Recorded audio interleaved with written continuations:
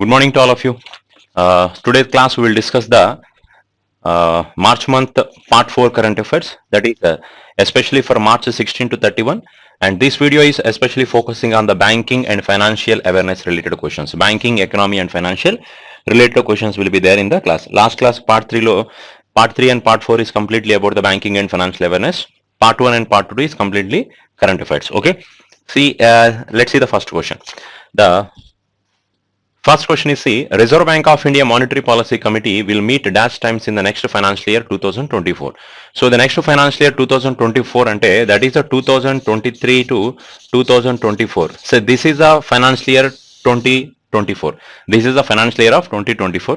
So ఈ financial year 2023-24 financial ఇయర్లో మన దేశం ఆర్బీఐ మన దేశంలో ఉన్న రిజర్వ్ బ్యాంక్ ఆఫ్ ఇండియా ఎన్నిసార్లు మానిటరీ పాలసీ రివ్యూ చేస్తుంది? సో మన ఆర్బీఐ అనేది ఆర్బీఐ కంట్రోల్లో మనకి మానిటరీ పాలసీ కమిటీ ఉందిగా, ఎంపీసీ అంటాం. ఎంపీసీ అంటే మానిటరీ పాలసీ కమిటీ అని. So this monetary policy committee will meet how many times in this year? So ఎన్నిసార్లు వీళ్ళు మీటింగ్ కండక్ట్ చేస్తారు, ఎన్నిసార్లు మానిటరీ పాలసీ రివ్యూ చేస్తారని అడుగుతున్నారు. Total it will do the 6 times అండి.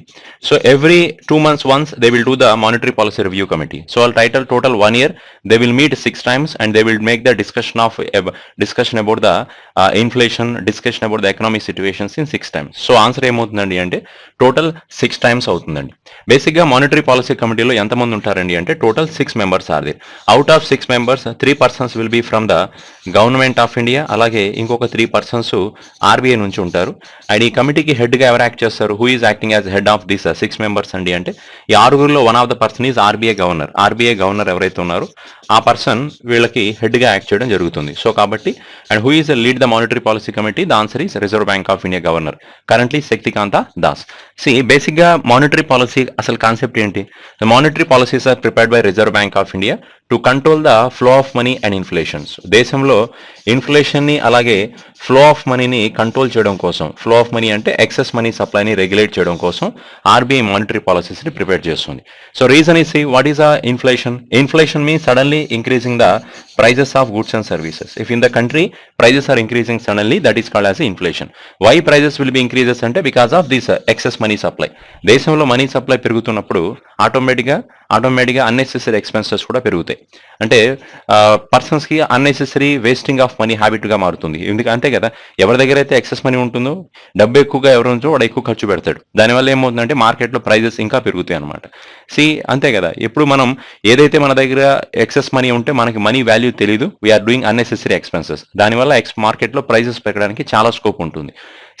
రీసెంట్ గా గవర్నమెంట్ ఆఫ్ ఇండియా క్యాలిక్యులేషన్ ప్రకారం ఇన్ఫ్లేషన్ అనేది 4+or-2 ఉండాలి. 4+or-2 అంటే దట్ ఈస్ 4+2 అంటే ఎంత? 6. 4-2 అంటే ఎంత? 2.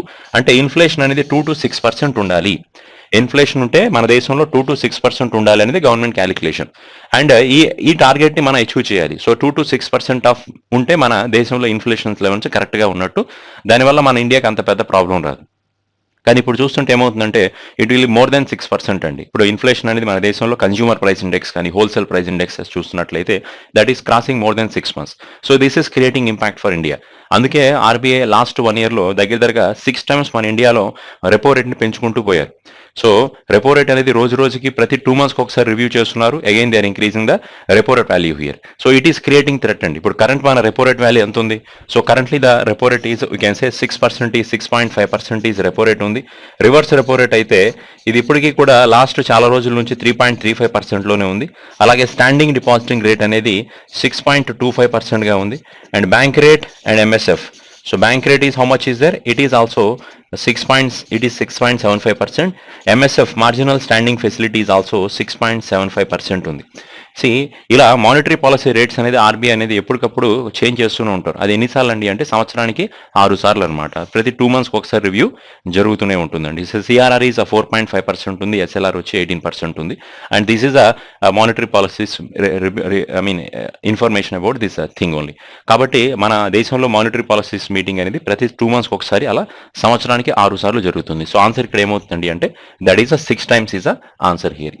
So next question is, next point is, recently SAEL Industries signed an agreement with which organization for a loan up to 754 crores to promote the agro waste to power plants in India. Because SAEL is one of the industry. వీళ్ళు అలాగే ఇంకొక organisations వీళ్ళిద్దరూ కలిసి ఒక almost organisation SEL industries కి దగ్గరగా 715 crore rupees amount of money ఇవ్వడం జరిగింది. ఎందుకండి అంటే to promote the agro waste power plants in India. So, okay, recently SAEL Industries signed an agreement with which organization for the loan up to 750 crore rupees to promote the agro waste to power plants in India. So, A organizations SAEL and Industries కి 750 crore rupees amount of money sanction చేసింది. ఎందుకండి అంటే agro waste power plants in India. దేశంలో agriculture నుంచి వచ్చిన waste నుంచి agriculture waste ఏదైతే ఉంటుందో దాని నుంచి పవర్ ప్లాంట్స్ ని స్టార్ట్ చేయాలి. సో అది ఒక one of the new innovation initiative అని చెప్పొచ్చు. సో ఇంతకీ ఏ ఆర్గనైజేషన్ SAEL ఇండస్ట్రీస్ కి 750 crore rupees loan sanction చేసిందంటే, and here the total 5 options are there and we can say correct answer is here Asian Development Bank only. So Asian Development Bank వాళ్ళు ఇంత amount of మనీని sanction చేయడం జరిగింది. And here to remember the one thing here, and SAEL Industries full form is Sukhbir Agro Energy Limited. Sukhbir Agro Energy Private Limited.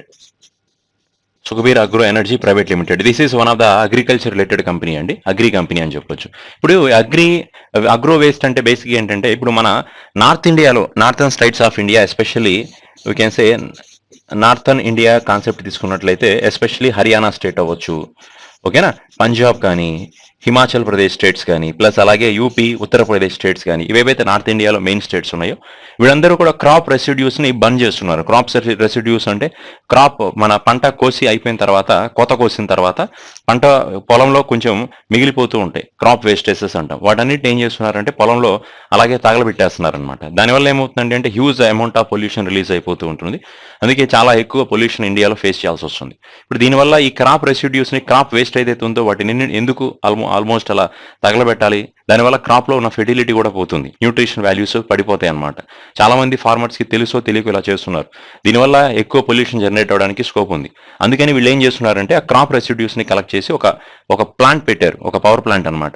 దాని నుంచి వచ్చే వేస్ట్ని ఆ ప్లాంట్లో వేయడం వల్ల ఏమవుతుందంటే దాని నుంచి ఒక ఎనర్జీని జనరేట్ చేసే ఒక ఆలోచన చేశారండి. So they want to make a new power generation they. So that's way that is with help of agro waste to power plants only.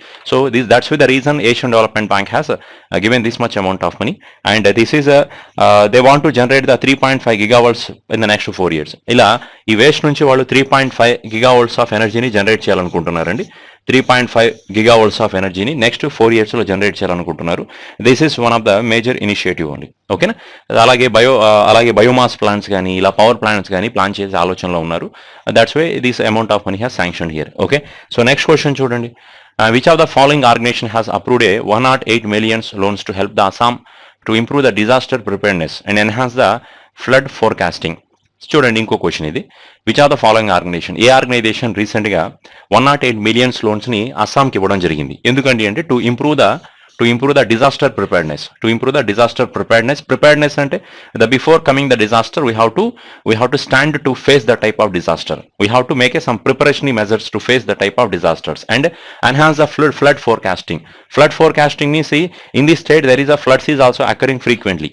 So forecasting is before happening the flood we have to identify the thing. So మనం ముందే identify చేసే విధంగా కొన్ని instruments వస్తున్నాయండి. Earthquake వస్తున్నప్పుడు ముందే ఈ ప్లేస్లో ఎర్త్క్వేక్ వస్తుందని కనుక్కుంటూ ఉంటారు. ఫ్లడ్స్ రాబోయే ముందే ఈ ఏరియాలో మన వెదర్ ఫోర్కాస్టింగ్ డిపార్ట్మెంట్ వాళ్ళు అనౌన్స్ చేస్తారు. So maybe this area is become very threat because of floods is going to happen in this particular area. They are giving the pre measures, they are giving the precautionary measures to the people only. That is one thing. That's why he is saying that to improve the why Assam has got this much amount of money here. Reason to improve the disaster preparedness. Disaster preparedness means what? Before coming to the disaster, before happening the disaster, they are giving some information to the people there. They are passing some regulatory measures there to protect themselves only. ఒక disaster, ఒక earthquake వస్తుంది, ఒక floods వస్తున్నప్పుడు ముందే అక్కడ ఉన్న వాళ్ళకి information pass చేయడం అనమాట. Pass the information before start the disasters. అలాగే డిజాస్టర్ రాకముందే వాటి గురించి తెలిస్తే ప్రికాషనరీ మెజర్స్ తీసుకోవచ్చు. ఆ డిజాస్టర్ని మనం ఎలా ఫేస్ చేయాలో ఒక థాట్ అనేది మైండ్లోకి వస్తుంది. కాబట్టి preparedness measures you have to take before the disaster. That's way to increase this type of things, flood forecasting things, again to improve the disaster preparedness, and the bank, that organization has given 108 million to Assam. So which organization has provided this much amount of money? That is World Bank only. So earlier case Asian Development Bank has provided, And this case, this question, World Bank has given the amount of money to Assam only. So come to next question. Already we know the headquarters of these all organizations. No one will have the doubt because so many times I explained. WTO is belongs to Geneva, WHO is Geneva, World Bank is Washington DC, IMF is Washington DC, Asian Development Bank is Manila. Recently, World Bank new chief is Ajay Banga was appointed. He replaced the David Malpass. Yeah. Next question. So which of the following has launched the anywhere cashless feature for health insurance policy holder to avail the cashless facilities? Recent గా ఏ insurance company వాళ్ళు, ఏ medical insurance company వాళ్ళు they launch the cashless future, anywhere cashless feature, anywhere cashless feature for the health insurance policy holder. So they launched the anywhere cashless feature for the health insurance policy holder to avail the cashless facilities. See the meaning of this point is, see, because basically what are the medical insurance policies we have? These medical insurance we can use only particular hospital, because every medical insurance company has a type with some hospitals. These are called as a network hospitals. So you can get a cashless treatment in the only network hospitals. If you are going to other than network hospitals, first of all you have to pay the money to hospital, after that take the bills from them and with authorized signature from doctors, and as the same way policy medical insurance company having some format of claiming forms are there. So you can fill the claim forms and attach these total bills and send to that medical insurance company. So they will do some verification, later they will release the money to your personal bank accounts. This is the process basically. But now recently the ICICI Prudential Life Insurance, it is one of the general insurance, it is one of the medical insurance company. This company has recently announced that one, anywhere, any hospital you can take the cashless facility, any hospital, not only the network hospitals. So we are giving the facilities to the policy holders. You have any health issues are there, go to any one of the hospital there, you can take the cashless facilities. So but before that we have to do one thing. Before, what we have to do, ముందే ఏం చేయాల్సి వస్తుందంటే, before approaching one particular hospital in your area, directly you can call to the policy customer care of this ICICI Prudential General Insurance Company. You can use the information about that hospital. నేను ఈ హాస్పిటల్కి వెళ్తున్నాను, ఇక్కడ ఈ treatment కోసం ఈ హాస్పిటల్కి వెళ్తున్నాను, మా దగ్గరలో నెట్వర్క్ హాస్పిటల్స్ లేవు కాబట్టి ఈ హాస్పిటల్కి వెళ్తున్నాను అని చెప్పి వాళ్ళ హాస్పిటల్ డీటెయిల్స్ ఇవ్వండి, ఏ హాస్పిటల్కి వెళ్తున్నారో చెప్పండి, ప్లస్ అలాగే హాస్పిటల్లో ఏ డాక్టర్ని కలుస్తున్నారు, ఏ ట్రీట్మెంట్ కోసం వెళ్తున్నారు, ఇలా బేసిక్ ఇన్ఫర్మేషన్ ఉంటుంది. ఆ బేసిక్ ఇన్ఫర్మేషన్ చెప్తే ఆ పాలసీ మెడికల్ ఇన్సూరెన్స్ వాళ్ళు డైరెక్ట్గా ఆ హాస్పిటల్తో టైప్ అవుతారు, మాట్లాడతారు వాళ్ళతో, డాక్టర్స్తో మాట్లాడి క్లైమింగ్ అంతా ఇటు నుంచి వాళ్ళు చేసుకుంటారు అనమాట. ఇది ఒక బెస్ట్ ప్రాసెసే కదా. So the answer is ICICI Lombard General Insurance Company has did this one. So they has launched the anywhere cashless feature for health insurance policy holder to avail the cashless facilities. Answer ఏది? ICICI Lombard General Insurance Organization. Clear? Then next point చూడండి. So which bank has type with CBDT, Central Board of Direct Taxes? So మన దేశంలో direct taxes ని collect చేసే organisation ఇది, that is the CBDT. Head office of the CBDTs belongs to new Delhi. So again I am repeating the question, which bank has type with the Central Board of Direct Taxes for direct tax collection?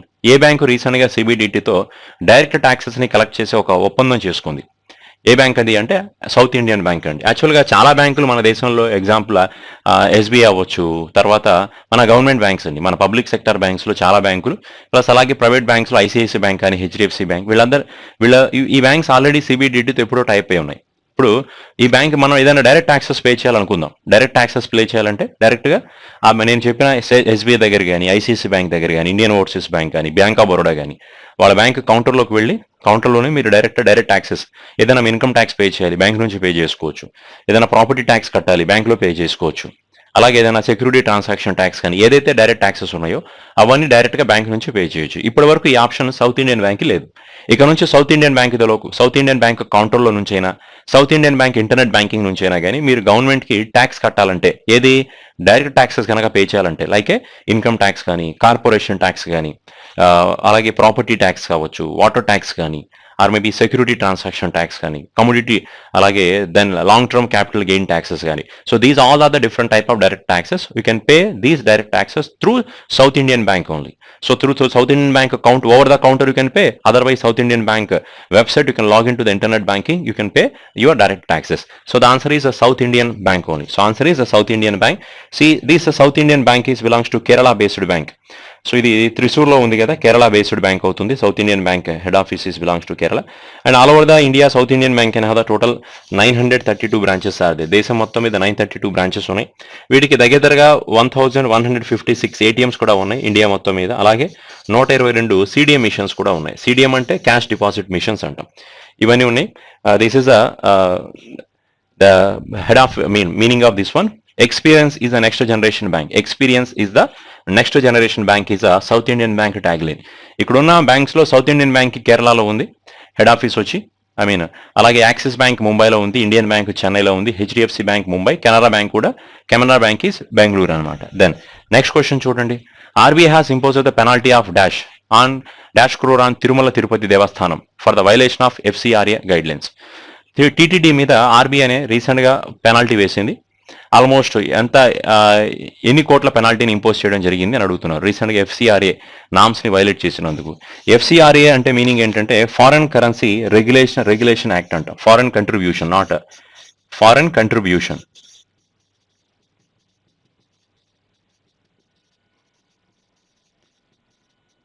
Foreign Contribution Regulation Act.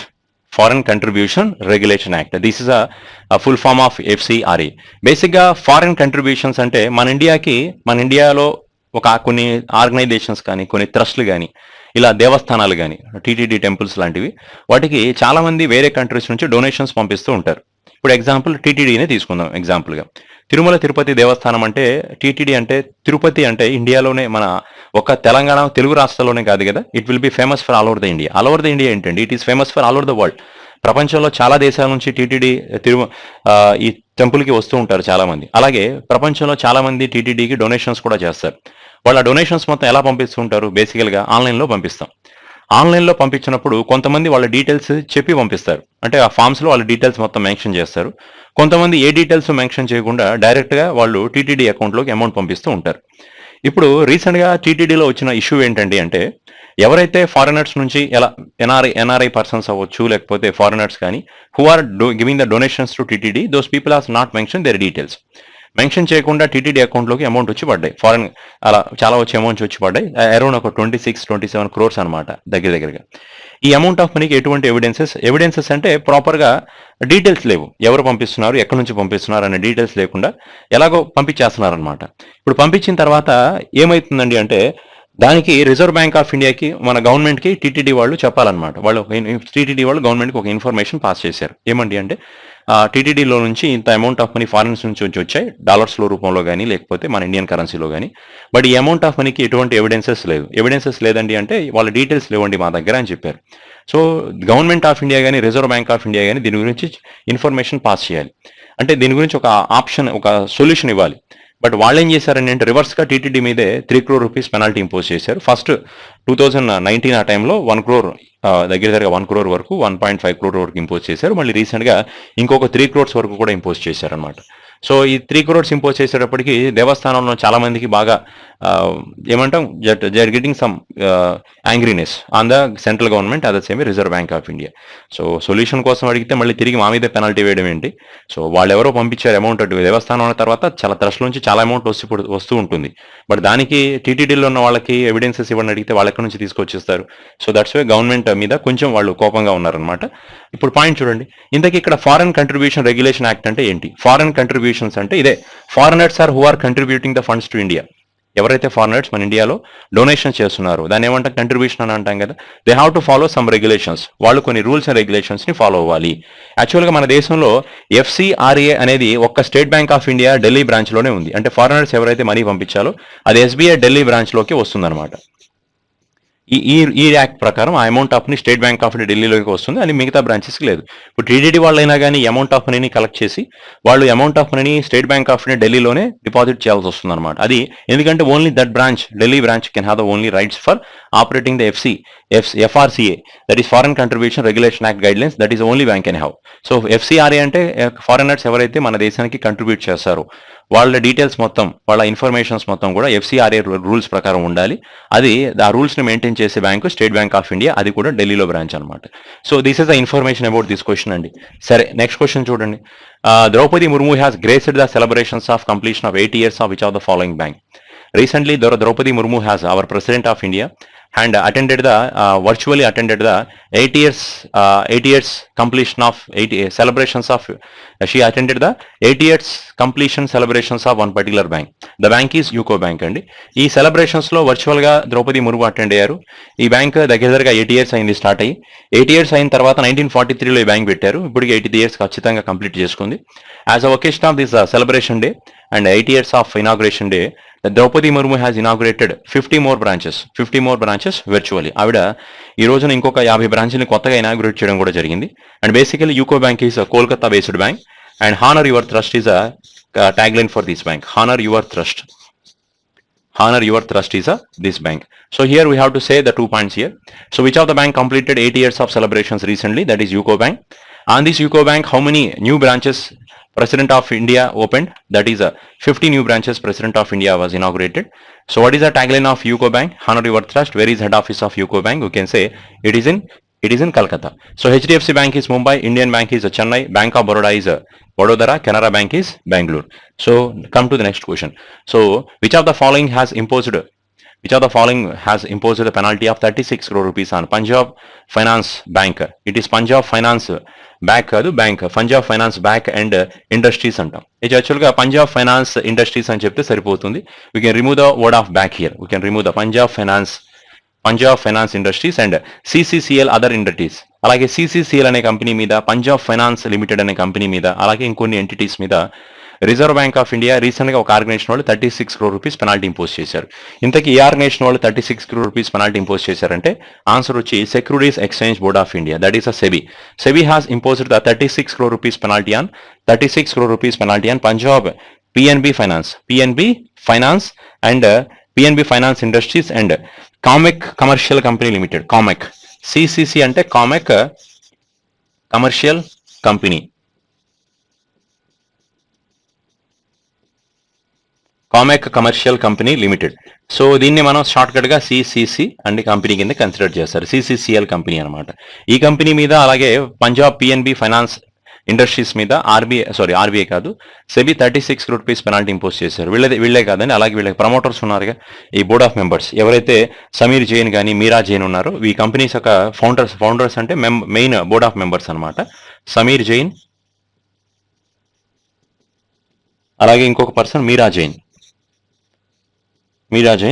So these are the promoters of these organizations అండి. వీళ్ళందరి మీద కలిపి penalty ఇచ్చారు because they violated the rules and regulations of SEBI while performing the share market transactions. అలాగే ఇంకొక విషయం ఏంటంటే వీళ్ళిద్దరి సమీర్ జైన్కి మీరా జైన్కి ఇంకా వీళ్ళు ఎప్పుడు కూడా ఏ ఆర్గనైజేషన్స్కి బోర్డ్ ఆఫ్ డైరెక్టర్స్ అవ్వకుండా ఉండాలి అని చెప్పి వీళ్ళ మీద కొంచెం స్ట్రిక్ట్ యాక్షన్స్ కూడా ఇంపోజ్ చేయడం జరిగింది. వీళ్ళు ఏదైతే ఫ్రాడ్ చేశారో షేర్ మార్కెట్స్లో ఆ అమౌంట్ ఆఫ్ మనీని వీళ్ళు త్వరగా తిరిగి ఇవ్వాలి సెబీకి. ఆ సెటిల్ చేయకపోతే వీళ్ళ మీద ఇంకా సీరియస్ యాక్షన్స్ అవుతాయని సెబీ అనౌన్స్ చేసింది. బట్ ఇప్పుడు వీడి మీద 36 crore rupees పెనాల్టీ ఇంపోజ్ చేయడం జరిగింది. That answer is SEBI. SEBI headquarters is we can say that is in Mumbai.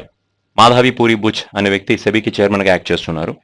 SEBI established in 1988, but SEBI got the statutory powers in 1992. See next question. Which bank has announced the donation of 46 lakhs rupees for the tree plantation? A bank recent గా 48 లక్షల రూపాయలు చెట్టు నాటడం కోసం donate చేసింది? ఏ bank ఇచ్చిందండి ఇంత amount of money అనేది? So answer is we can say state bank of India has given this much amount of money. Simple answer, why 46 lakhs rupees for the tree plantations, especially for the tree plantations కోసం ఇంత amount of money ఇచ్చిందండి, 46 lakhs rupees. As a with this amount of money, the total they will make the 36,000 tree samplings, 36,000 tree samplings in a Garden City University. Garden City University అంటే ఎక్కడ ఉంది university అనేది? So Garden City University which is belongs to Bengaluru కదా.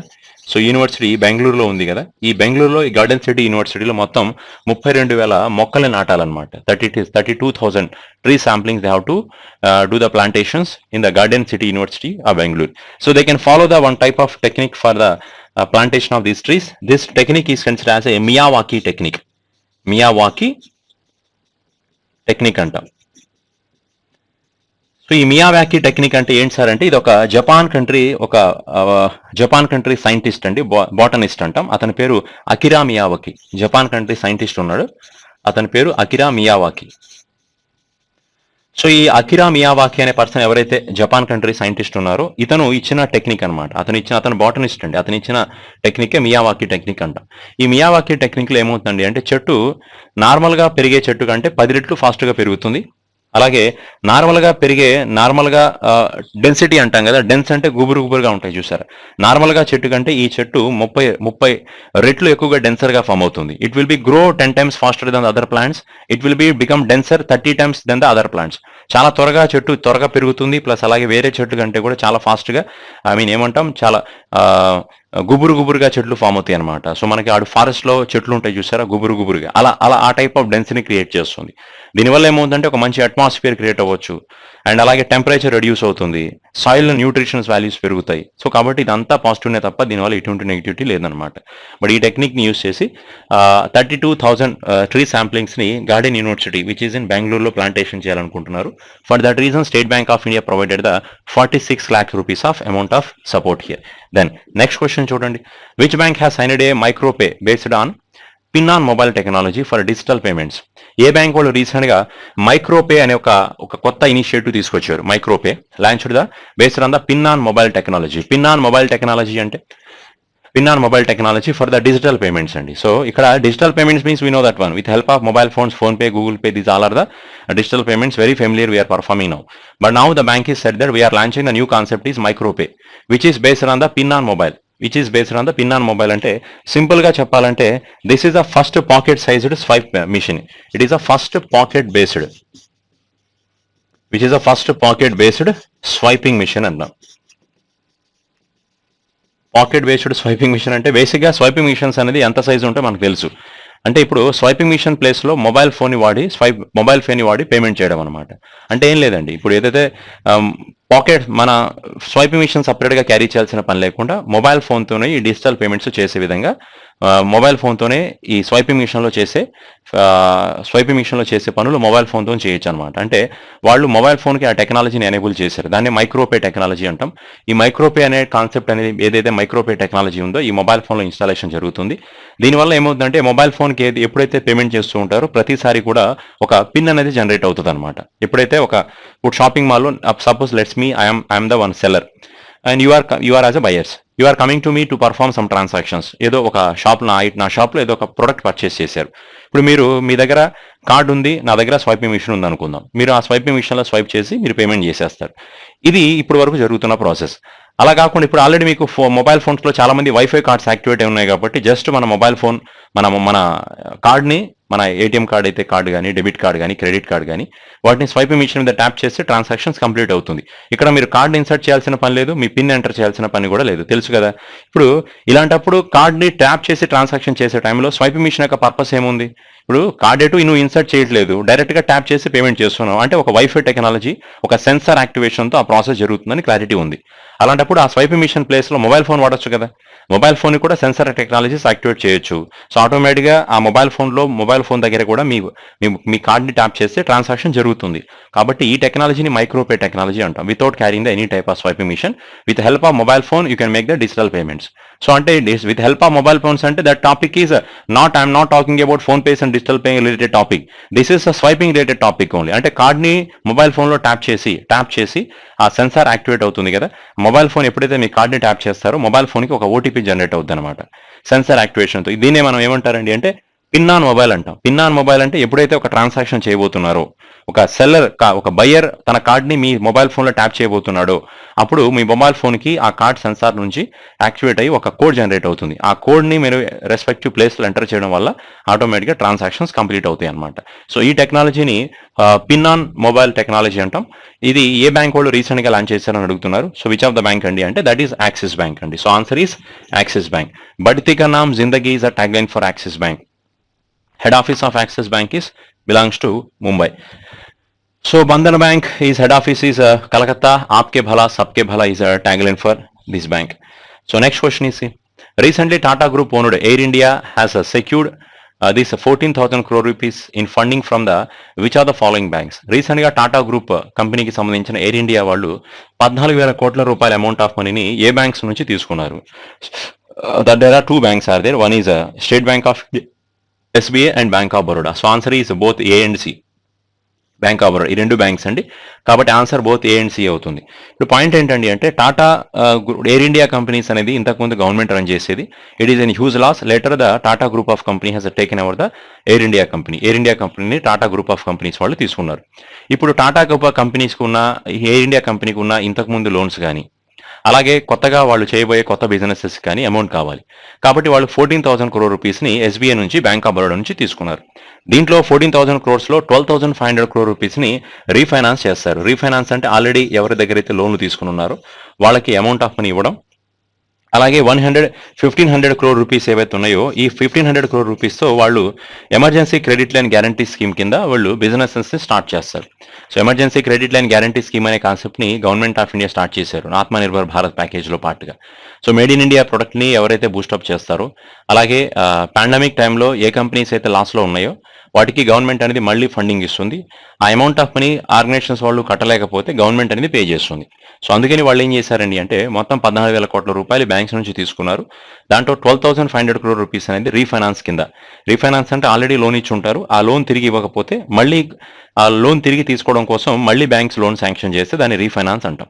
So దీంట్లో 12,500 crore rupees అనేది refinance పార్ట్లో వచ్చింది ఆ బ్యాంక్ నుంచి వీళ్ళకి. అలాగే 1,500 crore రూపీస్ ఏవైతే ఉన్నాయో ఆ 1,500 crore రూపీస్ని వాళ్ళు ఎమర్జెన్సీ క్రెడిట్ లైన్ గ్యారంటీ స్కీమ్లో పాటుగా ఈ బిజినెస్ చేస్తారు. ఇప్పుడు ఈ amount of money emergency credit line, ఇప్పుడు let's say I will give the some more clarity about this one. Have the some disturbances ఉండొచ్చు, మీకు కొంచెం డౌట్ ఉండొచ్చు. ఇప్పుడు మొత్తం 14,000 కోట్ల రూపాయలు టాటా గ్రూప్ ఆఫ్ కంపెనీస్కి ఈ రెండు బ్యాంక్స్ ఇచ్చాయి.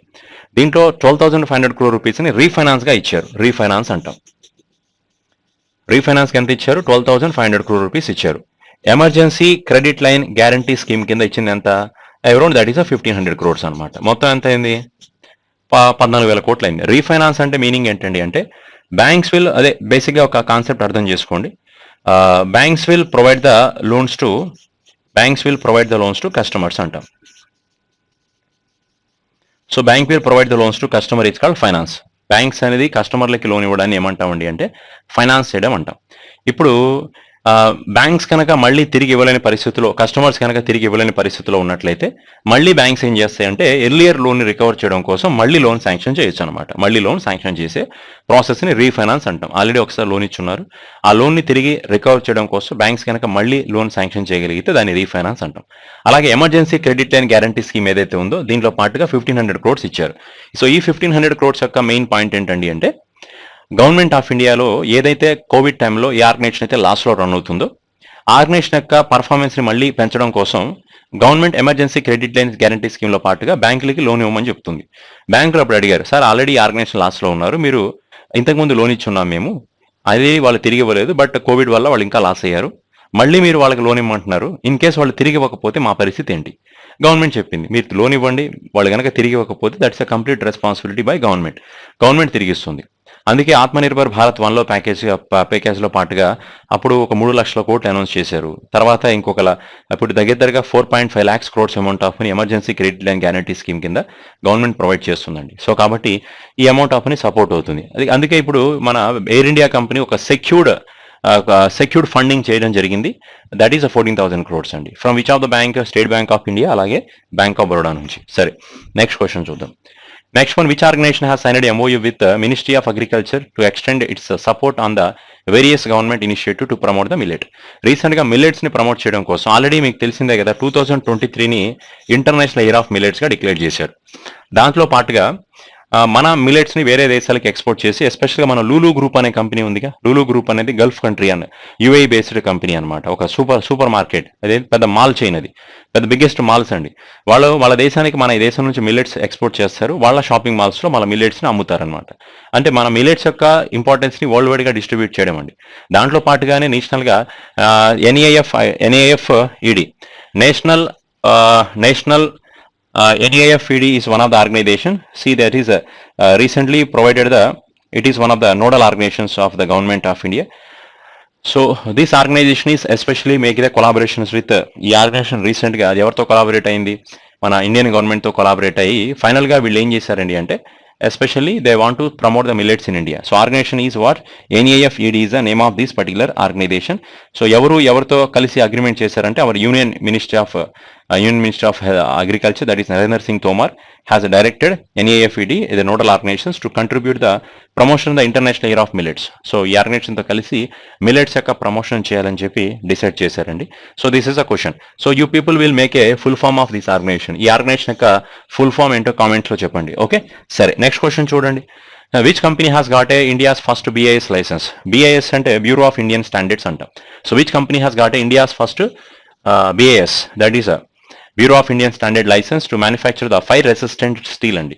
ఏ ఆర్గనైజేషన్ వాళ్ళు రీసెంట్ గా ఒక ఫైర్ రెసిస్టెంట్ స్టీల్ అంటే చాలా ఫైర్ లో కూడా కరగని ఒక స్టీల్ ని కనిపెట్టారు. అంటే ఫైర్ కి రెసిస్టెంట్ గా ఉండే స్టీల్ అనమాట. బేసిక్ గా ఏ స్టీల్ అయినా కానీ వేడికి కరుగుతుంది, ఐరన్ అయినా కానీ కరుగుతుంది అనమాట. కానీ వీళ్ళు కనిపెట్టిన స్టీల్ ఏదైతే ఉందో దగ్గరగా 6 గంటల పాటు దీన్ని హై ఫ్లేమ్ లో బర్న్ చేసిన 6 గంటల పాటు దీన్ని 600 degrees ఆఫ్ సెల్సియస్ లో బర్న్ చేసినా కానీ ఈ స్టీల్ కరగదనమాట. సో అలాంటి ఒక హైలీ రెసిస్టెంట్ స్టీల్ ని రీసెంట్ గా కనిపెట్టారండి.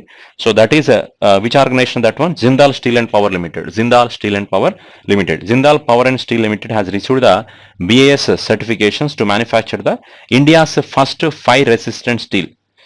Okay, India's first fire resistant steel structure at its rail mill and special profile mill in Raighar.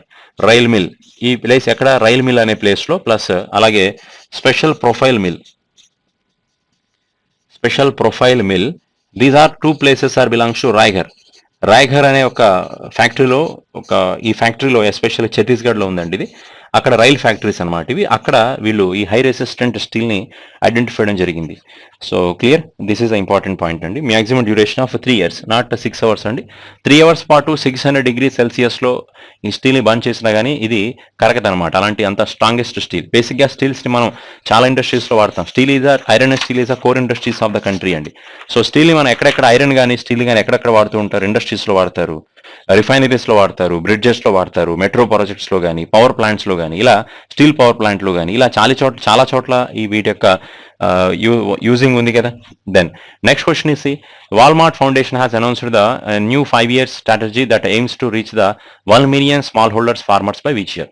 Walmart వాళ్ళు ఒక డెసిషన్ తీసుకున్నారు. మన దేశంలో 1 million అంటే దగ్గరగా 10 లక్షల మంది స్మాల్ హోల్డర్స్ అండి. స్మాల్ హోల్డర్ ఫార్మర్స్ అంటే చిన్న ఫార్మర్స్ ఎవరైతే ఉంటారో, ఒక small and medium scale businesses చేసేవాళ్ళు కానీ, especially small and marginal sector farmers ఎవరైతే ఉంటారో వాళ్ళకి సపోర్ట్ ఇవ్వడం కోసం వాల్మార్ట్ వాళ్ళు ఒక అనౌన్స్మెంట్ చేశారు. ఇది ఒక 5 years స్ట్రాటజీ అనమాట.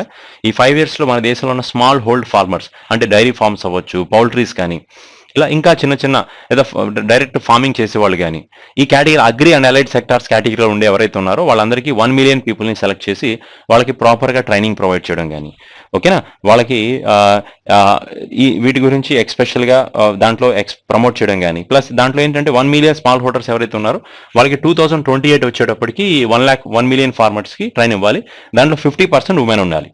So the Walmart Foundation announced the new 5 year strategy that aims to reach the 1 million smallholder farmers by 2028, which at least 50% are women.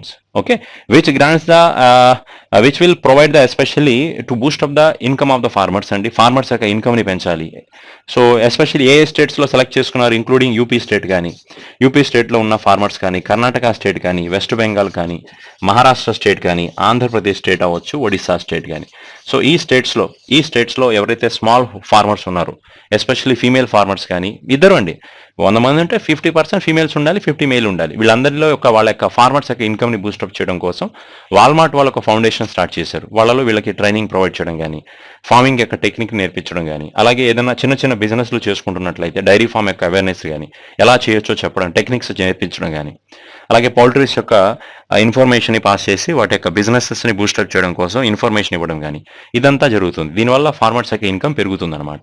ఇదంతా బై 2028 వరకు చేస్తామని చెప్పారండి. సరే, నెక్స్ట్ క్వశ్చన్ చూడండి. Who among the following has launched the digi claim platform? Recent గా ఎవరు digi claim అనే platform ని స్టార్ట్ చేశారంటే answer Narendra Singh Tomar, agriculture minister of India.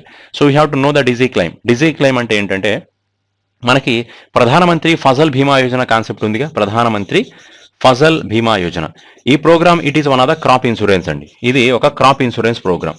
ఈ క్రాప్ ఇన్సూరెన్స్ ప్రోగ్రామ్ యొక్క ప్లాట్ఫామ్ లో రీసెంట్ గా డిజీ క్లెయిమ్ అని ఒక ఆప్షన్ యాడ్ చేశారు. Digi claim. ఈ డిజీ క్లెయిమ్ యొక్క ఆప్షన్ యొక్క యూజ్ ఏంటంటే digitally perform the claiming to the farmers. So they will provide the claim to the farmer whenever the farmer crops are getting damaged. Farmers యొక్క పంటలు కనుక damage అయితే వాళ్ళు క్లైమ్కి appeal చేసుకుంటారు కదా, ఎందుకంటే వాళ్ళ ఫార్మింగ్ మొత్తం నాశనం అయిపోయింది కాబట్టి, సో పంట నాశనం అయింది కాబట్టి they need some crop insurance. So ఆ క్రాప్ ఇన్సూరెన్స్ చేయాలంటే ముందు మనం క్లైమ్ చేయాల్సి వస్తుంది. క్లైమ్ అంటే అప్లై చేయాలి.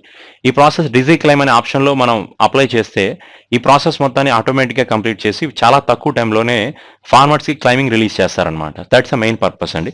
So digi claim, which are the following has launch the digi claim, that is Narendra Singh Tomar has inaugurated the concept of disease claim in the country. So especially this is one of the crop insurance portal. And this crop insurance portal, the farmers want to receive the total claims automatically. So they will set, this is considered a claim settlement process. So automatically claim settlement process. Disease claim is a automatically claim settlement process, which is happening here. And so ఈ program Pradhanmantri Fasal Bima Yojana program start అయ్యి చాలా రోజులైంది. And 2015లో start చేశారు. And ఈ ప్రోగ్రాంలో చాలా మంది ఫార్మర్స్కి nearly 1216 crores amount of money డిజీ క్లెయిమ్లో ఆల్రెడీ డిస్ట్రిబ్యూట్ చేస్తున్నారు. Especially the states of farmers వచ్చి యూపీ కానీ, రాజస్థాన్ స్టేట్ కానీ, హిమాచల్ ప్రదేశ్ స్టేట్స్ కానీ, ఎస్పెషల్లీ ఉత్తరప్రదేశ్ అవ్వచ్చు, ఉత్తరాఖండ్, హర్యానా, ఈ స్టేట్స్లో ఫార్మర్స్కి చాలా మందికి బెనిఫిట్ అయిందండి. ఓకేనా, సరే ద నెక్స్ట్ క్వశ్చన్ చూద్దాం. Let's see come for the next question. Yeah. So cabinet has hiked the dearness allowances by -% to central government employees and pensioners. Recent గా గవర్నమెంట్ వాళ్ళు డిఏ పెంచారండి. సెంట్రల్ గవర్నమెంట్ డిఏ పెంచడం జరిగింది. ఎంత percent పెంచారు? That's 4%. ఎప్పుడైతే ఈ 4% పెరిగిందో మొత్తం టోటల్ డిఏ ఇప్పటి వరకు 42% అయింది.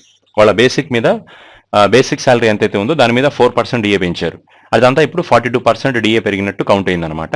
ఇప్పుడు డిఏ అంటే డియర్నెస్ అలవెన్సెస్ అంటే ఏంటి, దేనికి పెంచుతారండి అంటే డిఏ అనేది సంవత్సరానికి 2 సార్లు అండి, 6 monthsకి పెరగడం జరుగుతుంది.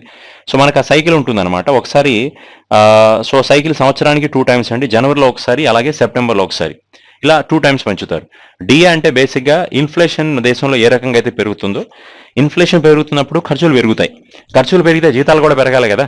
సో ఇప్పుడు మన దేశంలో ఖర్చులు బాగా పెరిగిపోతున్నాయండి. But day by day the expenses will be increases, accordingly the salaries should increase. అందుకే సెంట్రల్ గవర్నమెంట్ కానీ స్టేట్ గవర్నమెంట్ ఎంప్లాయీస్ ఎవరైతే ఉంటారో ఎస్పెషల్లీ వీళ్ళకి డిఏ పెంచుతారు. డిఏ అంటే ఆ లాస్ట్ 6 monthsలో దేశంలో ఇన్ఫ్లేషన్ ఎంత పెరిగింది, సో దాని తగ్గట్టు 4% ఇన్ఫ్లేషన్ పెరిగిందంటే 4% డిఏ వీళ్ళకి పెంచాలన్నమాట. అప్పుడు వాళ్ళ శాలరీకి పెరిగిన ఖర్చులకి ఈక్వల్ అవుతాయి. అందుకని డిఏ పెంచడం జరుగుతూ ఉంటుంది. సో రీసెంట్గా మన దేశంలో రీసెంట్ ఫైనాన్షియల్ ఇయర్లో 4% ఆఫ్ డిఏని పెంచడం జరిగిందండి, which is giving the benefit for the so many persons. Around 69.7 lakhs పెన్షనర్స్కి బెనిఫిట్ అవుతుంది. అలాగే 47 lakhs సెంట్రల్ గవర్నమెంట్ ఎంప్లాయీస్, 47 లక్షల సెంట్రల్ గవర్నమెంట్ ఎంప్లాయీస్కి, అలాగే 69 లక్షల పెన్షనర్స్కి ఇది బాగా బెనిఫిట్ అవుతుందండి. సో వాళ్ళకి కొంచెం హైక్ వచ్చినట్టే కదా. That's the news. Next question చూడండి. Mahatma Gandhi National Rural Employment Guarantee Scheme. So wages has been raised by up to %% for the financial year 24. Mahatma Gandhi National Rural Employment Guarantee Act ante through this program 100 days of work will be central government will provide to the people who are, this is a unskilled work, this is not a skilled work, this is unskilled అంటాం. So అంటే చెరువులు పూడికలు తీయడాలు కానీ, రోడ్లు వేయడం కానీ ఇలాంటి work అనమాట. So here the professional, it is not professional work, this is one type of labour work only. And here the central government is providing 100 days of work for the people. Recent the financial year, the total how much percentage of wages are increases for the people, that is a 10.4% of wages are increases. So the answer for this question is the 10.4% of wages increases under Mahatma Gandhi National Rural Employment Guarantee Act. So ఈ ప్రోగ్రామ్ని 2005లో start చేశారు, 2006 నుంచి ఇంప్లిమెంటేషన్లోకి వచ్చిందండి. Next question చూడండి. Government has raised the securities transaction tax on futures and options contracts in the stock market by %% from April 1st, 2023. Security transaction tax ante whenever the what are the shares or securities purchased or sold in the share market, every transactions, every buying and selling of the share, we have to pay some amount of money as a tax to government of India. అర్థమైంది కదా. Share మార్కెట్లో మీరు షేర్లు కొన్నా కానీ అమ్మినా కానీ గవర్నమెంట్కి మనం ప్రతి అమ్మిన దాని మీద ట్యాక్స్ కట్టాలి, కొన్న దాని మీద కూడా ట్యాక్స్ కట్టాలి. అది రీసెంట్గా ఎంత % వరకు పెంచారు. ఎస్పెషల్గా షేర్ మార్కెట్లో మనకి ఫ్యూచర్ మార్కెట్స్ అని, ఆప్షన్స్ మార్కెట్స్ అని ఉంటాయి. ఫ్యూచర్ మార్కెట్స్ అంటే ఫార్వర్డ్ మార్కెట్ అని, ఫ్యూచర్ మార్కెట్స్ అని, అలాగే ఆప్షన్స్ అంటే కాల్ ఆప్షన్ అని, పుట్ ఆప్షన్స్ అని, ఇలా కొన్ని షేర్ మార్కెట్లో కొన్ని one of the investment parts అనమాట. ఫ్యూచర్స్ ఈ మార్కెట్లో ఇన్వెస్ట్ చేయొచ్చు, అలాగే ఆప్షన్స్ మార్కెట్లో కూడా ఇన్వెస్ట్ చేయొచ్చు. ఇక్కడ ఆప్షన్స్లో కానీ ఫ్యూచర్స్లో కానీ ఇన్వెస్ట్ చేసిన వాళ్ళకి వాళ్ళ దాని మీద అమ్మినా కొన్నా కానీ గవర్నమెంట్ ఆఫ్ ఇండియా వాళ్ళ మీద 25% ఆఫ్ ట్యాక్స్ ఇంపోజ్ చేస్తానని చెప్పి అనౌన్స్ చేసింది. So recently security transaction tax especially on the futures and options the security transaction tax is 25%. ఈ రెండు కాకుండా ఈక్విటీ మార్కెట్లో కానీ డెట్ మార్కెట్లో కానీ ఇన్వెస్ట్ చేస్తే మీకు 25% పడదండి. ఒక్కొక్క ట్రాన్సాక్షన్స్కి వాళ్ళు 0.015% చొప్పున ఛార్జ్ చేస్తున్నారు. But here they are making options and future chances of getting huge fund, so it is imposing 25% of tax here. So next question చూడండి. Recently which are the following company has successfully developed the bauxite certificate reference material named BARC B1201. రీసెంట్గా ఏ company వాళ్ళు ఒక సక్సెస్ఫుల్గా bauxite certified reference మెటీరియల్ని launch చేశారు. Bauxite certified reference material named as a BARC B1201. So the point is especially BARC BARC B1201. So especially which of the organization is did this one, that is a NALCO అంటే national aluminium company limited కదా, national aluminium company limited. It is Navratna central public sector organization. వీళ్ళు రీసెంట్గా యాక్చువల్గా ఈ company మన దేశంలోనే ఎక్కువ aluminium ప్రొడక్ట్స్ని manufacture చేసి వేరే కంట్రీస్కి ఎక్స్పోర్ట్ చేస్తూ ఉంటుంది. Which is very important organization. వాళ్ళు కొత్త మెటీరియల్ కనిపెట్టారు, ఏకంగా bauxite and new reference material అనమాట. దానికి వాళ్ళు BARC B1201 అని పేరు పెట్టారు. This is a bauxite certificate reference material అండి, పేరు BARC B1201. సో ఇది ఎవరితో కలిసి లాంచ్ చేశారంటే this is collaborated with Bhabha atomic reference centre కదా, బార్క్ అంటే బాబా అటామిక్ రీసెర్చ్ సెంటర్తో కలిసి కదా వీళ్ళు లాంచ్ చేశారు, కాబట్టి పేరు బార్క్ అని వచ్చింది. బార్క్ B1201 అండి. So collaboration with Bhabha atomic research centre. This is the first kind of certificate reference material in the India and 5th in world. ఇలాంటి మెటీరియల్స్ ఇండియాలో కనిపెట్టడం ఇది ఫస్ట్ టైం అండి. ఇది certified reference material it's first time, but world wide it is a 5th type of material అనమాట. So recently this announcement has dead here. Next question. Recently Garuda aerospace has partnered with which are the following teams as official drone partner for the 2023 season. 2023 IPL seasons జరుగుతుంది కదా, ఈ IPL సీజన్లో ఏ IPL టీంతో కలిసి Garuda aerospace అనే ఒక drone manufacturing company వాళ్ళు partnership agreement చేశారు. ఎందుకంటే ఈ సీజన్లో జరుగుతున్న IPL ఈ మ్యాచెస్ని ఈ టైప్ ఆఫ్ డ్రోన్ టెక్నాలజీస్తో కవర్ చేయాలి. సో ఎస్పెషల్లీ ఇంతకీ ఏ IPL టీంతో కలిసి రీసెంట్గా గరుడా ఏరోస్పేస్ వాళ్ళు పార్ట్నర్షిప్ చేశారంటే that is a Chennai super Kings అండి. So answer is Chennai Super Kings. Clear? Then next question. So which country has provided the loan worth of 2,288 crores to India for the Mumbai Trans Harbour Link project in Maharashtra and for the Super Specialty Cancer and Research Center in Mizoram? చూడండి, ఇక్కడ 2 points జరిగాయి. ఒకటి, ముంబైలో ట్రాన్స్ harbour link project ఒకటి జరుగుతుంది, దానికి మహారాష్ట్రలో. అలాగే super speciality cancer research centre Mizoram.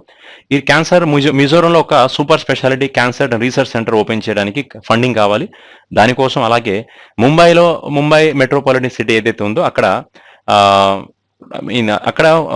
ఒక ముంబై నుంచి నవీ ముంబైకి ఒక కనెక్టివిటీ లింక్ పెంచుతున్నారు, హార్బర్ లింక్ అనమాట. ముంబై నుంచి నవీ ముంబైకి ఉన్న ట్రాన్స్ హార్బర్ లింక్ని they are giving extension of this project అండి. సో కాబట్టి మొత్తం ఇంత అమౌంట్ ఆఫ్ మనీ ఏ కంట్రీ వాళ్ళు ఇస్తున్నారండి అంటే ద ఆన్సర్ ఈస్ జపాన్ అండి. So Japan has giving this one. Japan ఇచ్చే దాంట్లో 1,728 crores ఏవైతే ఉన్నాయో వీళ్ళు ముంబైలో లాంచ్ చేస్తున్న ఆ ప్రాజెక్ట్ ఏదైతే ఉందో దానికోసం అండి. అలాగే జపాన్ కంట్రీ మిగతా 560 crore rupees అనేది మిజోరంలో పెట్టబోయే క్యాన్సర్ రీసెర్చ్ ఇన్స్టిట్యూట్ కోసం. So Mumbai trans harbour link project aims to improve the connectivity in the Mumbai metropolitan region. So Mumbai metropolitan రీజియన్లో కనెక్టివిటీని పెంచాలి. ఎక్కడ నుంచి? ముంబై నుంచి నవీ ముంబైకి మధ్యలో ఉన్న కనెక్టివిటీని పెంచాలి. అలాగే ట్రాఫిక్ కన్సెషన్ అండి, ముంబైలో ట్రాఫిక్ కంట్రోల్ చేయాలి. Because maybe they planning for the flyovers concept కానీ ఫ్లైఓవర్స్ కన్స్ట్రక్షన్స్ కానీ, లేదా హార్బర్ని యూజ్ చేసి ముంబై నుంచి నవీ ముంబైకి సముద్రం నుంచి మనుషుల్ని అదే ట్రాఫిక్ క్లియరెన్స్ లేకుండా ఓషన్స్ నుంచి ట్రాన్స్పోర్టేషన్ స్టార్ట్ చేయడం అనమాట. ఇదంతా జరగాలంటే they need some fund is require. అందుకే వాళ్ళు 2,288 crores రూపీస్ని జపాన్ కంట్రీ వాళ్ళు మనకి ఇవ్వడం జరిగిందండి. సరే, Japan capital is Tokyo, currency of Japan is yen. Which of the following organization has developed the Hindustan 201 LW? It was approved by the director general of civil aviation. రీసెంట్గా ఏ organization వాళ్ళు Hindustan 201 LW అనే ఒక ఎయిర్ క్రాఫ్ట్ని మ్యానుఫ్యాక్చర్ చేశారండి.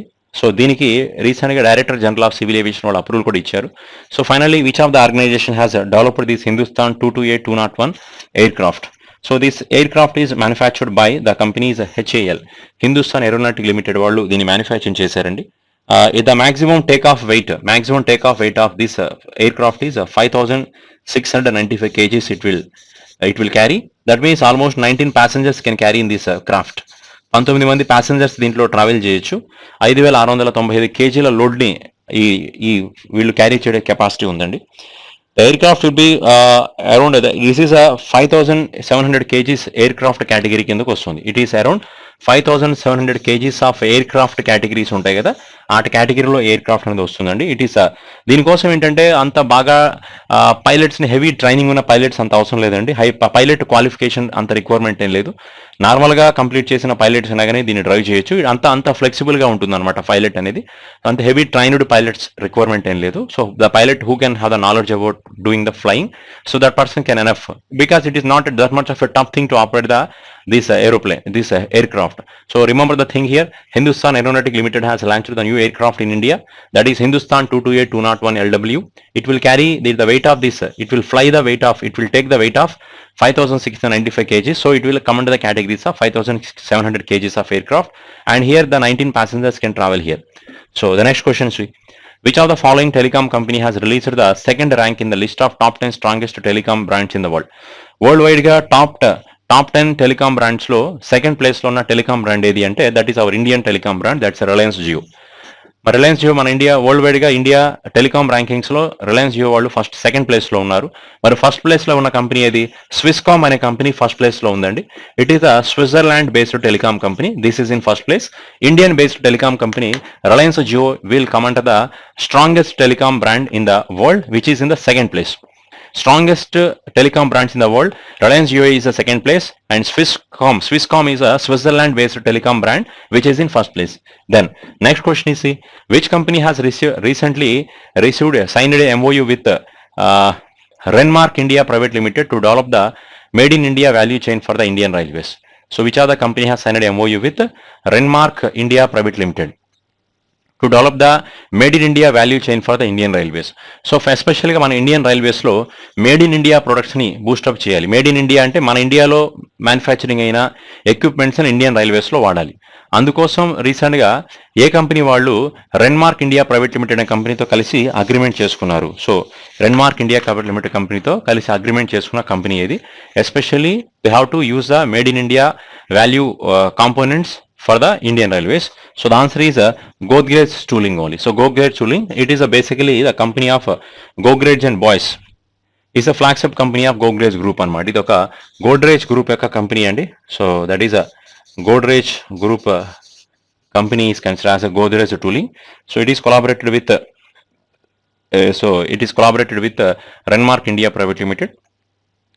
See, the main point is offering the world class equipment that is made in India. They have to use world class equipments are there in the Indian Railways that will be made in India only. Especially plants and kind of machineries కానీ ఏవైతే ఉన్నాయో అవన్నీ ఇండియాలో manufacturing అయిన కాంపోనెంట్స్నే మిషనరీస్నే high equipped standards material ఏదైతే ఉందో అదే మన ఇండియాలో మ్యానుఫ్యాక్చరింగ్ మన ఇండియన్ రైల్వేస్లో వాడాలి. సో అది దట్స్ మెయిన్ డీలింగ్. ఓకే, సరే next question. So which organization has signed a first Higgs treaty to protect the world's oceans located outside the nation's boundaries? Recently ఏ ఆర్గనైజేషన్ వాళ్ళు ఫస్ట్ హై సీస్ ట్రీటీ అనే ఒక programme conduct చేశారు. ఏంటండి అంటే to protect the world's ocean, ప్రపంచంలో ఉన్న సముద్రాలు ఏవైతున్నాయో వాటిని ప్రొటెక్ట్ చేయడం కోసం. అది మన ఇండియాలో మన నేషనల్ బౌండరీస్ కంటే అవతల మన దేశంలో ఉన్న మన ఓషన్స్ కానీ మన దేశాల్లో మన అవుట్ సైడ్ ద బౌండరీస్ ఉన్న ఓషన్స్ ఏవైతున్నాయో వాటిని ప్రొటెక్ట్ చేయడం కోసం హై సీస్ ట్రీట్ అనే ఒక కాన్సెప్ట్ని తీసుకొచ్చారు. ఇంతకీ ఈ ఆర్గనైజేషన్ అది United Nations. So United Nations has came with up the new concept is high seas treaty to protect the world's oceans located outside the national boundaries. So మన దేశానికి అవతల వైపు ఉన్న బౌండరీస్ ఏవైతున్నాయో వాటిని కాపాడడం కోసం the last international agreement of the ocean protection was signed 40 years ago. ఇప్పుడు జరిగింది, కానీ ఇలాంటి అగ్రిమెంట్ అనేది 40 సంవత్సరాల వెనక జరిగిందండి. సముద్రాల యొక్క కాన్సెప్ట్ సముద్రాలని కాపాడడం కోసం. ఎందుకంటే చాలా వరకు దీంట్లో ఇల్లీగల్ థింగ్స్ జరుగుతూ ఉంటాయి. ఓకేనా, షిప్పింగ్ చేస్తూ ఉంటారు, అక్కడ స్మగ్లింగ్ జరుగుతూ ఉంటుంది. వీటన్నిటిని కూడా తగ్గించాలంటే ఒక high level monitoring is require అనమాట. దట్ ఈస్ ఎస్పెషల్గా సముద్రాన్ని కాపాడడం. అక్కడ ఇల్లీగల్ ఆఫ్ ఫిషింగ్ జరుగుతూ ఉంటుంది, ఇల్లీగల్ ఆఫ్ ఏమంటాం వాటిని, మైనింగ్ చేస్తూ ఉంటారు సముద్రాల్లో కూడా. మైనింగ్ అంటే especially drilling of they are taking the some level of crude oil from the oceans. These are creating threat for the oceans. So that's why United Nations has made this type of thing recently. ఇలాంటిది యాక్చువల్గా ఇప్పుడు ఇది first అని చెప్పాలి, but ఈ type of thing ఎప్పుడు 1987-82 టైంలో 40 years back కూడా ఇలాంటి టైప్ ఆఫ్ కంక్లూజన్ జరిగింది. బట్ దాని తర్వాత మళ్ళీ ఇప్పుడు చేస్తున్నారండి. ఓకేనా, సరే, ద ఆన్సర్ వచ్చి యునైటెడ్ నేషన్స్ అవుతుంది. నెక్స్ట్ పాయింట్ వచ్చి, next one, which of the following platform has launched the dedicated Oscars hub that provide the users with easy access to the coverage of 95th Academy Awards. So మొన్న రీసెంట్గా Oscar award జరిగాయి కదా, ఈ 95th Oscar awards function మొత్తం కూడా visit చేయాలి, watch చేయాలి. అంటే దీంట్లో చాలా దేశాల నుంచి చాలా మూవీస్ నామినేట్ అయి ఉంటాయి. ఆ మూవీస్ని ఆస్కార్లో ప్రజెంట్ చేస్తారు. ఇప్పుడు మనకి బేసిక్గా లైవ్ కవరేజ్ అంటే ఆస్కార్లో జరిగే ప్రతిదీ అంతా యాక్సెస్ అనేది మనకు ఉండదండి. బేసిక్గా ఆస్కార్లో అవార్డు ఎవరికి వచ్చాయో లాస్ట్ ఫైనల్ ఈవెంట్ ఉంటుంది చూస్తారు, అదే ఇస్తారు. కానీ ఇక్కడ ఇప్పుడు ఈ క్వశ్చన్ అలా కాదు. ఈ క్వశ్చన్ మీనింగ్ ఏంటంటే ఆస్కార్ అకాడమీలో జరిగే ప్రతి ఈవెంట్ కూడా రికార్డ్ అవ్వాలన్నమాట. అంటే ఆస్కార్లో ఎన్ని మూవీస్ నామినేట్ అయ్యాయి అన్ని మూవీస్ని ఆస్కార్ స్టేజ్ మీద ప్రజెంట్ చేస్తారు. అవన్నీ వాచ్ చేయాలనుకున్నా, ఆస్కార్కి సంబంధించి ప్రతి data up to date information మొత్తం చూడాలన్నా కానీ అదంతా అమెజాన్ ఫైర్ టీవీ నుంచి లైవ్ టెలికాస్ట్ జరుగుతుంది అని చెప్పి ఒక అనౌన్స్మెంట్ ఇచ్చారు. కాబట్టి which are the following platform has launched the dedicated Oscar hub that provide the users with easy access to coverage of 95th Oscar Awards Academy. ఈ 95th Oscar Awards ceremony మొత్తం watch చేయొచ్చు అనమాట. Amazon fire TV వాళ్ళు ఈ ప్లాట్ఫామ్ని రీసెంట్గా launch చేశారండి. So Amazon fire TV is answer here. సరే, next question చూడండి, which company is recently concluded the first cohort of its startup accelerator program for Indian female enterprises. రీసెంట్గా ఏ కంపెనీ వాళ్ళు first cohort of its startup accelerator program launch చేశారు, especially for the female entrepreneurs అండి.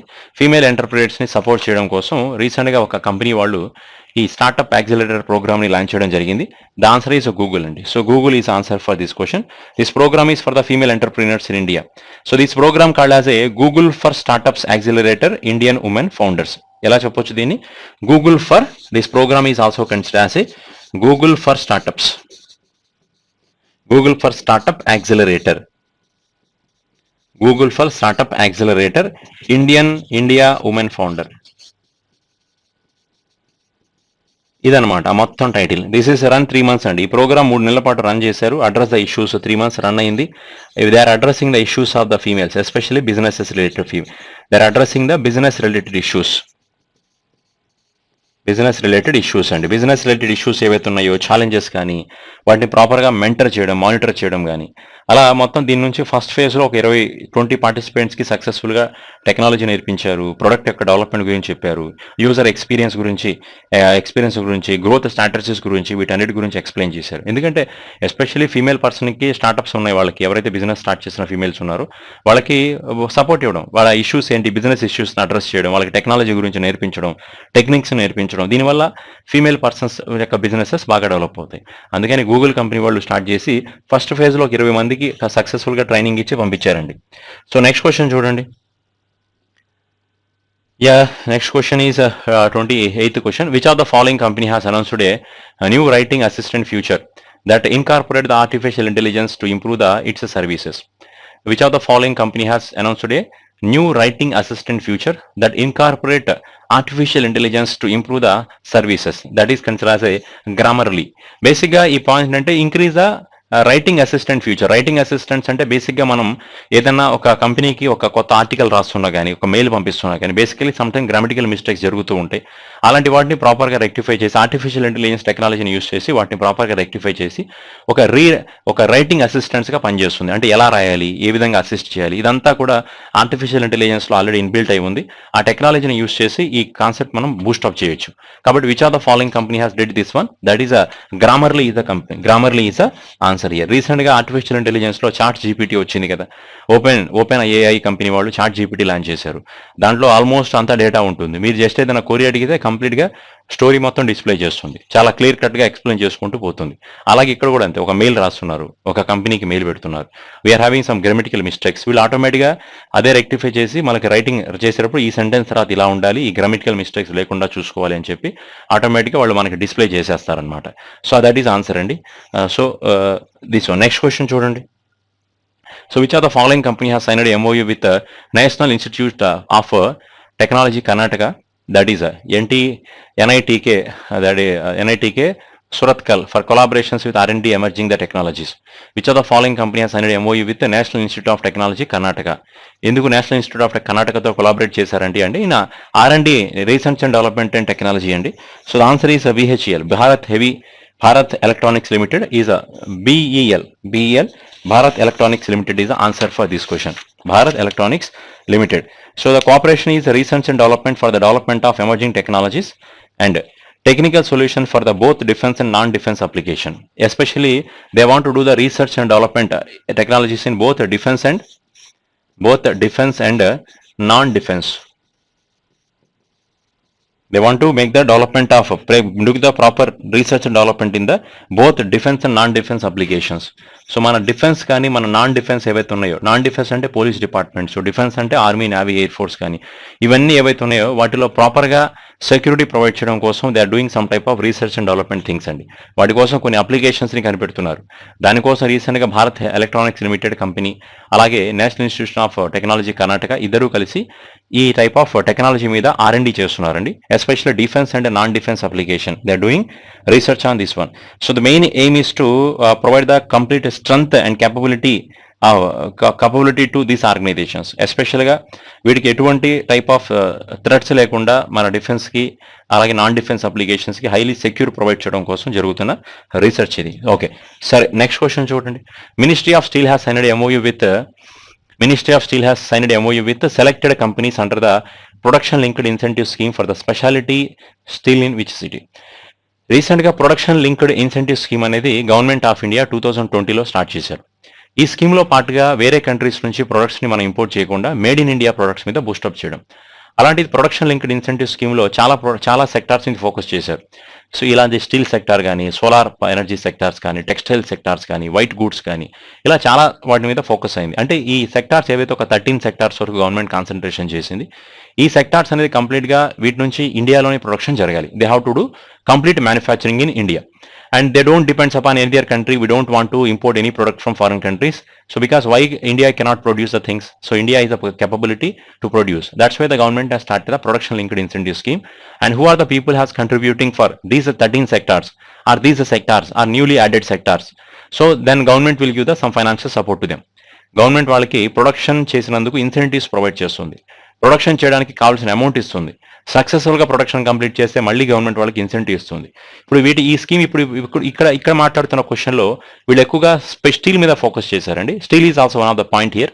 So the ministry of steel has signed a MOU with which company under the production linked incentive scheme for the speciality of the steel in which city? ఏ సిటీలో ఈ ప్రాజెక్ట్ని construction చేస్తున్నారంటే that is in New Delhi. So answer for this question is New Delhi only.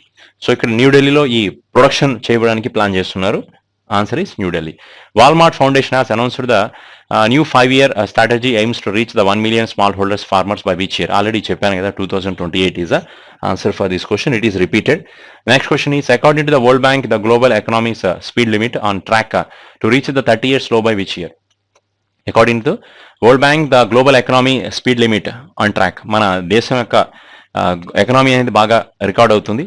30 years వచ్చేటప్పటికి 30 years లో record అవుతుంది. 30 years లో అంటే ఎప్పుడు కూడా అంత తక్కువ, దీనికంటే తక్కువ రికార్డ్ అవ్వకుండా 30 years లో ఒక full fledged development global economy reach అవుతుందని చెప్పి వరల్డ్ బ్యాంక్ వాళ్ళు ఒక సర్వే చెప్పారు. That is by which year అండి? ఏ సంవత్సరం వచ్చేటప్పటికి రీచ్ అవుతామంటే that is 2030. The answer is 2030. So global economy speed limit is on track to reach 30 years లో. అంటే 30 years లో అంటే 30 అంతకుమంటే 30 years లో 2030 వచ్చేటప్పటికి మన దేశంలో గ్రోత్ అనేది అంత బాగా డెవలప్ అవుతుంది. ఎప్పుడు కూడా అంత బాగా డెవలప్ అవుతుంది. అంటే అంతకుముందు చాలా తక్కువ ప్లేస్లో ఉంది, బట్ 2030 వచ్చేటప్పటికి గ్లోబల్ ఎకనామికల్ గ్రోత్ హ్యూజ్ చాలా ఫాస్ట్గా చాలా త్వరగా డెవలప్ అవుతుంది. అంత ఎప్పుడు కూడా 30 yearsలో రికార్డ్ అయి ఉండదు, అంత ఎక్కువగా డెవలప్ అవుతుంది అని చెప్తున్నారు. That is answer is 2030. So next question చూడండి. Recently the which app has launched the rubber board? Which app was launched by Rubber Board to inform the growers about the rubber cultivation and provide the solutions in online? Recent rubber industries India lo Kerala అనేది one of the good place where the rubber production is going more. So మన దేశంలో rubber industry rubber ప్రొడక్షన్లో టాప్లోనే ఉందండి. ఇప్పుడు point ఏంటంటే rubber board ఒక యాప్ని కనిపెట్టారు. ఎవరైతే రబ్బర్ ఇండస్ట్రీస్ మీద రబ్బర్ ప్రొడక్షన్లో ఎక్కువగా ఇన్వాల్వ్ అయి ఉంటారో వాళ్ళని ఏమంటాం, గ్రోవర్స్ అంటాం. ఎవరైతే రబ్బర్ని పండిస్తూ ఉంటారో వాళ్ళ కల్టివేషన్ గురించి కానీ, ఓకేనా, అలాగే వాటికి ఏదైనా ఇష్యూస్ ఉంటే రబ్బర్ ఇండస్ట్రీస్ రబ్బర్ ప్రొడక్షన్ ఏమైనా ఇష్యూస్ ఉంటే ఆ యాప్ నుంచి వాళ్ళకి సొల్యూషన్ ప్రొవైడ్ చేస్తారనమాట. ఇంతకీ ఆ యాప్ పేరు ఏంటంటే క్రిస్ప్ యాప్ అంటాం. ఇది రబ్బర్ బోర్డ్ వాళ్ళు, so Indian rubber industries has rubber board is launched this app for the growers. ఎవరి కోసం అండి అంటే గ్రోవర్స్ అంటాం. So the rubber board has launched the mobile app CRISP to inform the growers about the rubber cultivations, provide the solutions in online. CRISP అంటే comprehensive rubber information system platform. CRISP అంటే comprehensive, CRISP's meaning is considered as a comprehensive rubber information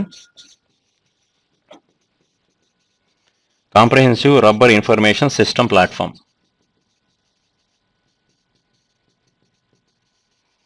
Comprehensive rubber information system platform. So which is recently launched అండి. So which of the organization?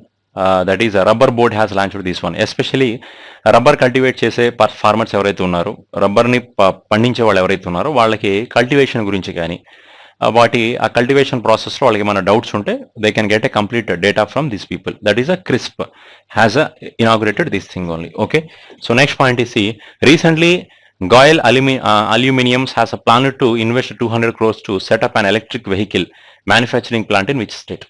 Recently, Goyal Aluminium has planned to invest 200 crores to set up an electrical vehicle manufacturing plant in which state? So, ఏ స్టేట్లో రీసెంట్గా ఒక electrical vehicle manufacturing plant invest చేస్తున్నారు for the investment of 200 crores అండి. So ఏ company? Goyal aluminium company ఒకటి. వాళ్ళు కొత్తగా 200 crores-తో ఒక ఎలక్ట్రికల్ వెహికల్ ప్లాంట్ని ఏ స్టేట్లో ఓపెన్ చేస్తున్నారు? So answer is that is Uttar Pradesh only. So Uttar Pradesh స్టేట్లో వాళ్ళు కొత్తగా ఒక ప్లాంట్ని ఓపెన్ చేస్తున్నారు.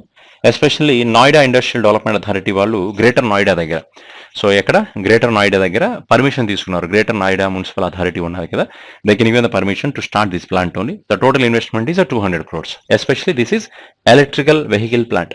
Next question, which company has announced to raise up to 5,600 crores? They raised the 5,600 crores of debt during the 2024 financial year through the corporate bonds అండి. 2024 financial ఇయర్లో వీళ్ళు corporate బాండ్స్ని issue చేసి 5,600 కోట్ల రూపాయలు డెట్ని గెయిన్ చేయాలనుకుంటున్నారు. అంత అమౌంట్ ఆఫ్ని గెయిన్ చేయాలనుకుంటున్నారండి. ఇంతకీ ఏ company అది? బాండ్స్ అంటే ఏదైనా కంపెనీ దగ్గర అమౌంట్ లేకపోతే వాళ్ళు బాండ్ ఇష్యూ చేస్తారు, ఎస్పెషల్గా గవర్నమెంట్ కంపెనీస్ అనమాట. బాండ్ ఇష్యూ చేస్తే అది బాండ్ అంటే ఏం లేదు, ఒక డాక్యుమెంట్ అనమాట. సో కంపెనీ నమ్మరండి, కంపెనీ పేపర్ అసెట్ అంతే. సో పేపర్లో వాళ్ళు రాస్తారు ఎవరెవరైతే నాకు అమౌంట్ ఆఫ్ మనీ ఇస్తారు, మీకు ఇన్ని రోజుల్లో తిరిగి ఇస్తాను, మీకు ఇంత రేట్ ఆఫ్ ఇంట్రెస్ట్ కూడా ప్రొవైడ్ చేస్తానని కంప్లీట్గా ఇన్ఫర్మేషన్ పాస్ చేయడం. అలా అమ్మి దాని నుంచి వచ్చే అమౌంట్తో వీళ్ళు బిజినెస్ చేసుకుంటారనమాట. సో దాంతో వాళ్ళ బిజినెస్ని బూస్టప్ చేస్తారు. So which of the company has did this one? That is a power generation company. That is NHPC. NHPC is one of the India's important company. It is one of the government public sector enterprises company. So it is issue this type of corporate bonds in one or more series to get them more that much amount of funding. This is one of the largest organization in hydropower development in India.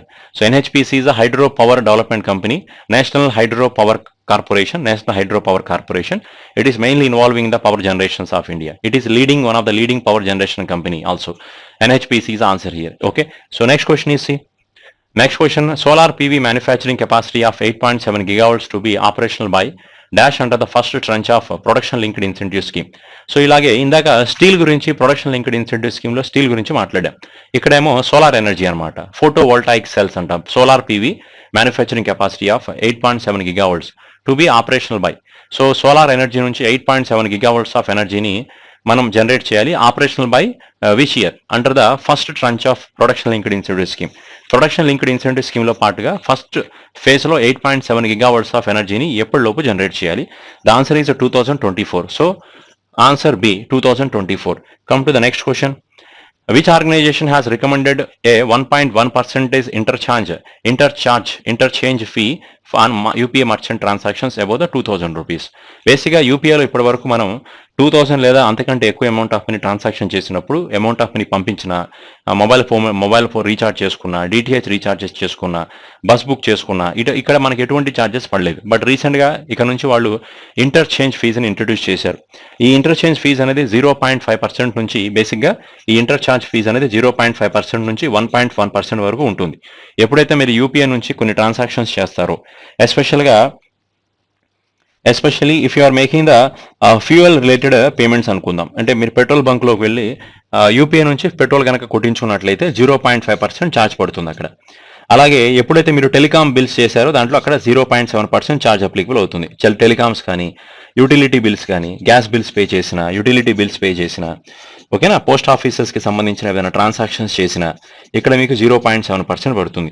0.5% ఎక్కడన్నాను will be on charge on fuel మీద charges కింద 0.5% impose చేస్తారు. Plus అలాగే 1% on tax payments కానీ, ఎప్పుడైతే మీరు taxes pay చేస్తారో, అలాగే కోర్టుకి సంబంధించి ఏమైనా బిల్ పే చేసిన, చలాన్స్ ఏమైనా కట్టిన, కోర్టు బిల్స్ అనమాట, కోర్టులో మనం చలాన్స్ పే చేస్తూ ఉంటాం, అలాంటివి కానీ, ఇన్సూరెన్స్ కానీ, సేల్స్ అంటాం, ఏదైనా మన కొన్న అమ్మినా, ఇలాంటి ప్లేసెస్లో 1% వరకు, 1.1 or 1% వరకు ఛార్జ్ పడుతుందండి. ఇది recently NPCI, national payment corporation of India has giving announcement about these type of charges. Then next question is, India will start exporting the thermal coal by fiscal year dash and stop imports of some graded within an expected rise in the domestic output అండి. ఎస్పెషల్గా main concept ఏంటో తెలుసా? Thermal coal. మన దేశంలో thermal coal ఏదైతే ఉన్నాయో by ఏ సంవత్సరానికి వచ్చేటప్పటికి we have increasing thermal coal. మనం వేరే దేశాలకి, because India is one of the place to produce more number of coal. So India is second largest coal producer. India ప్రపంచంలో కోల్ ప్రొడక్షన్లో సెకండ్ ప్లేస్లో ఉంది. అలాంటిది వాళ్ళు మన ఇండియాలో కోల్ని ప్రొడ్యూస్ చేసి అది ఎక్స్పోర్ట్ చేయాలి, ఓకేనా. అలాగే stop imports of some graded with the expected rise in the domestic output. ఇంపోర్ట్స్ని ఆపాలి, మన దేశంలో కోల్ ఇంపోర్ట్స్ని ఆపి కోల్ ఎక్స్పోర్ట్స్ని పెంచి, ప్లస్ మన ఇండియా యొక్క డొమెస్టిక్ మార్కెట్ని బూస్టప్ చేయాలి. ఇండియన్ డొమెస్టిక్ మార్కెట్ని ఒక స్ట్రాంగెస్ట్గా మార్చాలి. దట్స్ ద మెయిన్ థింగ్ అండి. బై విచ్ ఇయర్ 2026 అండి, by the year of 2026 only. So this is the next 2 years. Within the next 2 years, India will supplies from the new coal mines to the market. So India is expected to produce 1 billion tons of coal in the year starting from April. 1 billion tons of coal in India produce next 2 years lo. And so we have to current fiscal year India target is 880 million tons, but the next 2 years India target will be 1 billion tons of coal is the India target by 2026. But already this year India target is 2024-25. India target is they have to reach the 800 million tons of coal. By 2 years lo 1 billion tons ni production chesi vere countries ki export cheyali. This is the thing. And this is the last question. So which of the following company has successfully tested for the Amogha 3 anti-tank guided missile? A company వాళ్ళు రీసెంట్గా అమోఘా 3 అనే ఒక anti tank guided మిసైల్ని, ఇది ఒక Nag missile series of missile అంటారు. ఇది ఒక Nag category అంట. నాగ్ అంటే కూడా ఒక మిసైలే. స్పేస్లో మనం మిసైల్స్ వాడుతూ ఉంటాం కదా, so anti tank guided missiles అంటాం వీటిని. ఆపోజిట్లో ఏదైనా ఎనిమి యొక్క ట్యాంకర్స్ ఏమైనా ఉంటాయి కదా, వార్ ట్యాంకర్స్ని, వాటిని బ్లాస్ట్ చేసే మిసైల్ ఇది అమోఘా 3 యాంటీ ట్యాంక్ గైడెడ్ మిసైల్ని రీసెంట్గా ఏ కంపెనీ వాళ్ళు లాంచ్ చేశారండి అంటే భారత్ డైనమిక్స్ లిమిటెడ్ కంపెనీ వాళ్ళు దీన్ని ఇనాగ్రేట్ చేయడం జరిగింది. And the thing is this range of this missile is around 200 meters to 2.5 kilometers range అండి. 200 meters నుంచి 2.5 kilometers రేంజ్లో ఉన్న ఏమైనా యాంటీ ట్యాంక్స్ ఏమైనా ఉంటే వాటిని బ్లాస్ట్ చేయగలదు అనమాట ఈ missile. This is a Bharat Dynamics Limited company has successfully test fired Amogha 3 anti tank guided missile. See, this is a today's class. So almost ఒక 39 to 40 questions are there for the banking and economic related most of the questions. Next class we will go for the April month current affairs. So March month లో 4 videos అయినాయి. 2 videos వచ్చి complete current affairs ఉన్నాయి. Third video, fourth video we focused on especially banking, economy and financial related news. Same April month also we can do as soon as possible. Okay, thank you very much.